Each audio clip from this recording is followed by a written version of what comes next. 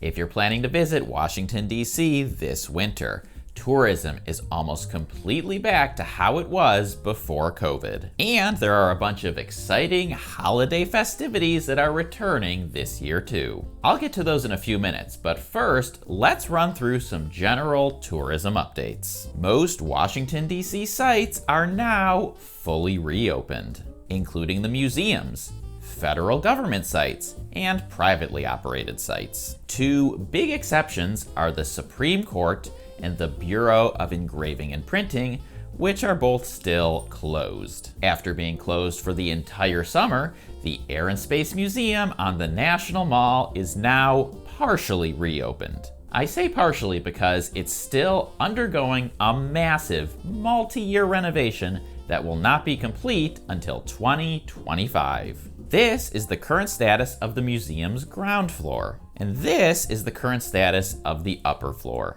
A little under half of the square footage on both floors is back open, so make sure to set your expectations accordingly. If you want to see what my experience was like when I went to the Air and Space Museum the first weekend after reopening, I made a shorts video that I will link to in the description. The Air and Space Museum is still one of a few sites that requires a free timed entry pass. The others are the National Museum of African American History and Culture, the National Zoo, and the Library of Congress, in addition to the Washington Monument, Capitol Visitor Center, and One with Eternity exhibit at the Hirshhorn Museum. If you're planning a trip this winter, even though it's technically now the off-season, get those tickets as early as you can so you don't miss out on anything you want to do. Now, an important Metro update is that they are slowly but surely bringing back the 7000 series trains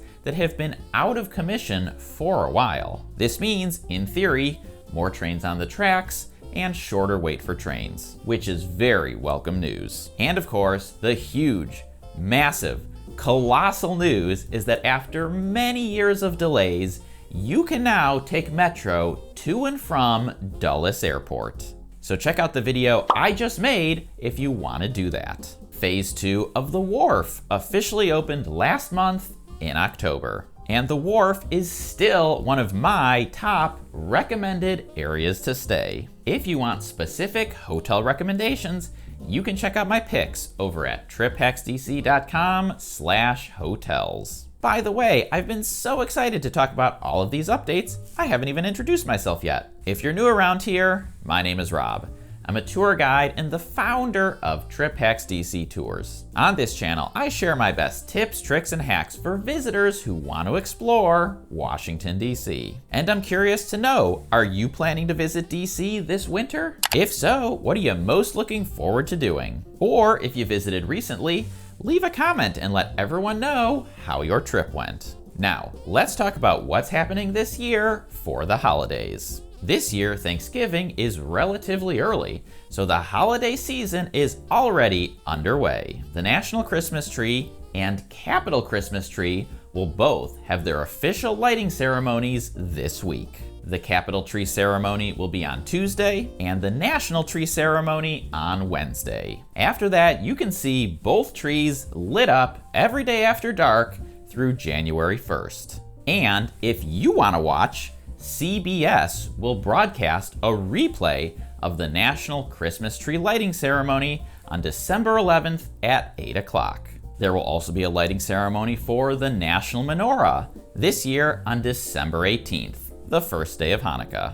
And the National Menorah will stay lit through December 26th. I've decided that this year I will be running the TripHacksDC Monumental Christmas Tour, but as a private tour and by request only. So if you want to take this special limited edition tour, send me a message through triphacksdc.com with your trip dates and I'll let you know about availability. Otherwise, my signature private tour of the monuments is running all winter and bookable on the website. Now, let's talk about some really exciting stuff. For the first time since 2019, Zoo Lights is back. Zoo Lights is a super popular holiday event for families, and kids love seeing the zoo all lit up. A very important note about this year's Zoo Lights is that it is free, but you do need a special timed ticket.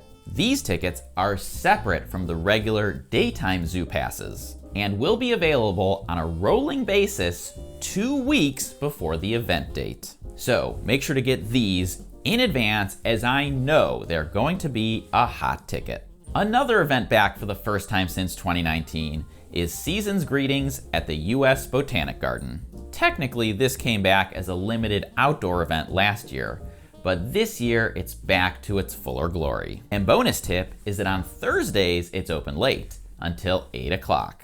These after hours are my personal favorite time to go and see it. Another event that's back for the first time in years is Georgetown Glow, where you can walk around the neighborhood and see Georgetown glowing in all kinds of festive colors. Light Yards is back, starting Thursday and running through the end of the year. This one isn't worth going out of your way for, but if you're in the neighborhood for some other reason, it's a cool one to check out. Enchant Christmas is also back at Nationals Park.